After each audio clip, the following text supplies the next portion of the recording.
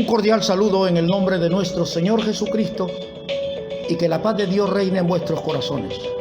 A todos nuestros amigos y hermanos que nos acompañan por este medio.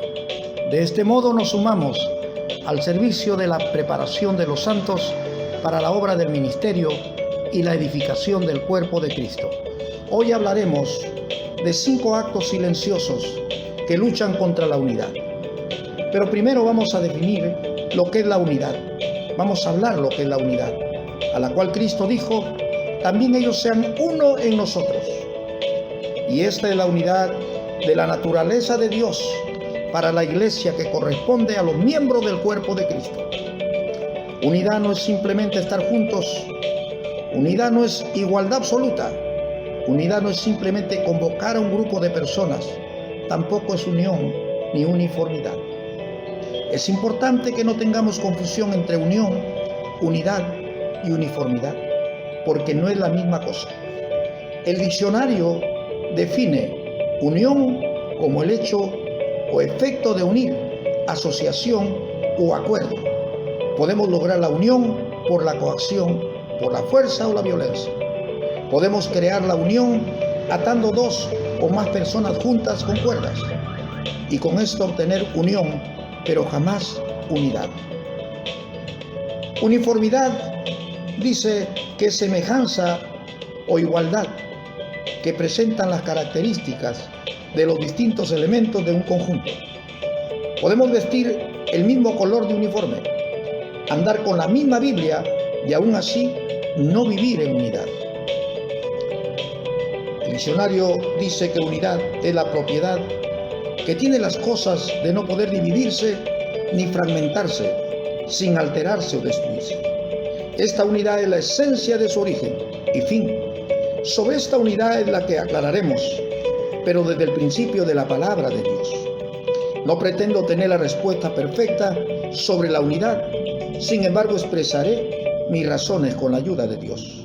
Y me pregunto, ¿qué es la unidad a la cual la Biblia se refiere a los miembros del cuerpo de Cristo o la iglesia de Cristo? La unidad a la cual se refiere nuestro Señor Jesucristo no es algo que nosotros la podemos crear o producir, porque la unidad en términos bíblicos ya existe. El origen y quien asume esta unidad es Dios mismo. Entonces la unidad es el reflejo característico de todos aquellos que creen y aceptan la verdad al respecto de Jesucristo, que aceptan su doctrina y que en ella permanecen. La Biblia es clara sobre esto en Efesios 4, versículo 3, dándonos a conocer cuál es nuestro deber respecto a la unidad, y ella dice, solícitos en guardar la unidad del Espíritu en el vínculo de la paz. En un lenguaje más comprensible sería, el Espíritu los ha unido con un vínculo de paz. Hagan todo lo posible por conservar esa unidad, permitiendo que la paz los mantenga unidos. Mi amigo, unidad es definida como carácter de aquello que es uno, aquello que forma un todo orgánico, calidad de aquello que es objeto único, conformidad de sentimientos. Luego, solamente se puede experimentar unidad cuando hay convivencia en un mismo parecer, cuando se habla de las mismas cosas y hay un solo pensamiento y forma de sentir. Mi amigo, como ya hemos dicho, que unidad no es simplemente unión, cosa que puede estar juntos por coacción, ni uniformidad, algo que estén juntos y sean semejantes, iguales. Como repito, otro ejemplo, un grupo de escolares vestidos del mismo color, aunque estén uniformados, no significa que viven la unidad a la cual los cristianos la deben vivir.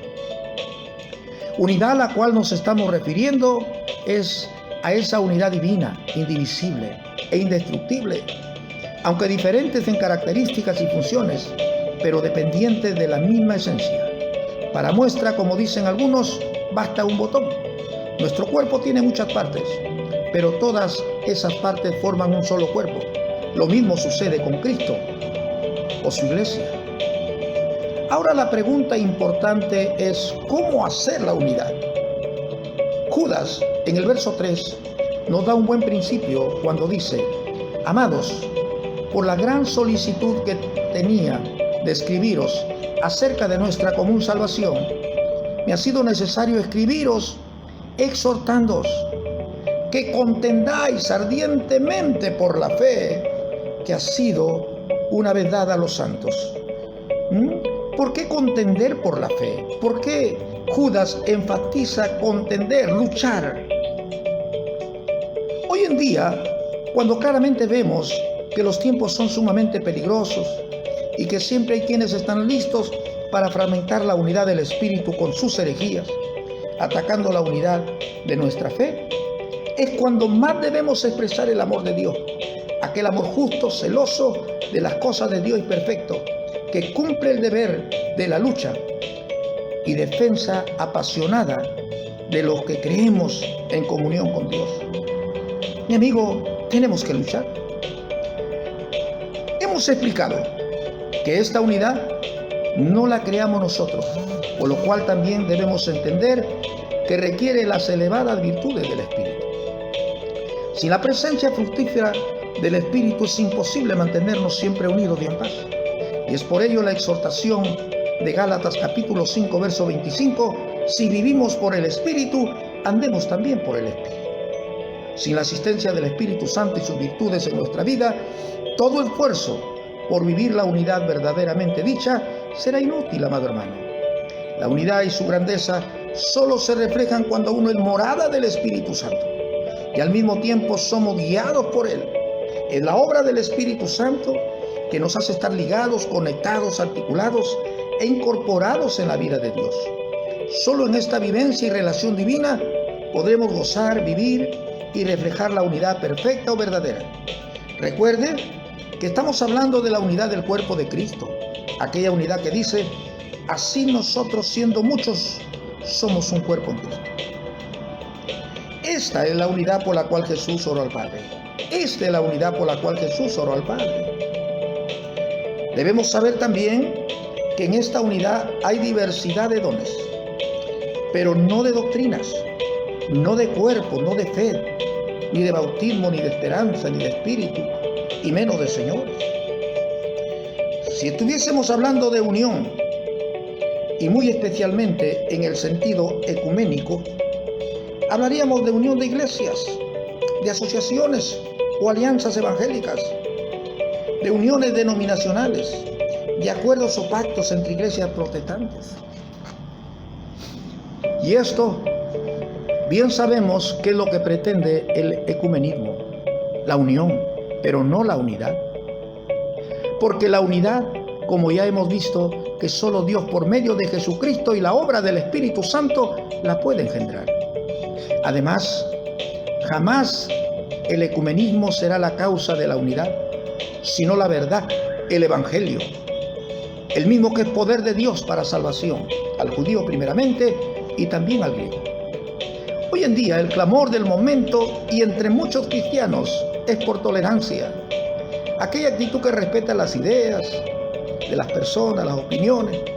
Y lo más triste es que entran a las reuniones de la Iglesia de Cristo y se habla cualquier cosa, se dice cualquier cosa. Y como hay tolerancia, no se puede decir nada. No hay nadie quien contienda, quien frene herejías innecesarias y dañinas dentro de las congregaciones o de la Iglesia de Cristo. Y esa unión realmente no es la unidad a la cual la Biblia se refiere o el Evangelio nos está llevando. Es la unión falsa del anticristo, aquella que los hijos de Dios la deben resistir. Es importante recordar aquel hecho ecuménico que significa el mundo entero, el mundo entero. Y es el espíritu de la apostasía de los últimos días. Pero nosotros no debemos olvidar que hay una unidad verdadera que se basa en la verdad apostólica, la unidad cristiana de la Iglesia del Nuevo Testamento, unida en mente, en fe y en propósito, para servir al Señor Jesucristo y cumplir con la gran comisión bajo la dirección de líderes debidamente ordenados, tal como enseña la Sagrada Escritura, y actuar como ella también demanda. En Efesios capítulo 1, verso 13 dice, en Él, en Cristo, vosotros, habiendo oído la palabra de verdad, el evangelio de vuestra salvación, y habiendo creído en Él, fuisteis sellados con el Espíritu Santo de la promesa. Mi amigo, esto también hay que tenerlo muy en claro. No es la unión ni la unidad que provoca el Evangelio. No es la unión ni la unidad que provoca el Evangelio o la doctrina de Cristo. Es la doctrina que engendra, que produce la unidad. Y nosotros entramos en la unidad del cuerpo de Cristo cuando aceptamos por fe la verdad. Esto es el Evangelio de nuestra salvación bajo la obra o dirección del Espíritu Santo. Cuando la doctrina y su práctica no es la misma, no es la verdad del Evangelio. Cuando no se incluye el Espíritu Santo, no hay unidad, lo que hay es división. Pablo dice: os ruego, pues hermanos, por el nombre de nuestro Señor Jesucristo, que habléis todos una misma cosa y que no hay entre vosotros divisiones, sino que estéis perfectamente unidos en una misma mente y en un mismo parecer. Es sobre esta actitud o esta unidad de Dios, la cual es indivisible, tenemos que decir con honestidad que hay algunos actos dentro de la membresía, del cuerpo, de la iglesia, que son irreverentes, indiferentes, indolentes, autosuficientes e insuficientes. Y estos son los que atropellan a los miembros del cuerpo de Cristo. ¿Por qué no decir a la iglesia de Dios, la cual está hecha para disfrutar de la unidad que por naturaleza divina está dentro de nosotros? Esto no durará mucho tiempo, porque el poder de Dios a través de su palabra limpiará esta escoria que ha venido socavando la armonía de la unidad melódica de la iglesia, que está hecha para disfrutar de la bendición y adorar eternamente y para siempre a nuestro Dios. Mi amigo, habiendo explicado este hecho de suma importancia sobre la unidad, podemos también explicar objetivamente estos 5 actos silenciosos que atropellan la unidad y ahora mismo desecharlos con prontitud. Explicaremos uno por uno en los siguientes mensajes: la reverencia, la indiferencia, la indolencia, la autosuficiencia y la insuficiencia. Esperamos que nos acompañe en nuestros siguientes mensajes. Bien, este ha sido un trabajo en conjunto. Pastor Jorge Saavedra, Iglesia Maranata, ubicada en Los Olivos, F627, Avenida Pacífico, Buenos Aires, Nuevo Chimbote, Ancash, Perú. Amigo, le esperamos y esperamos su participación en nuestras próximas presentaciones. Gracias por abrir su corazón y recibir esta bendición. Sin Dios nada, con Dios todo. Sea usted bendecido. Amén.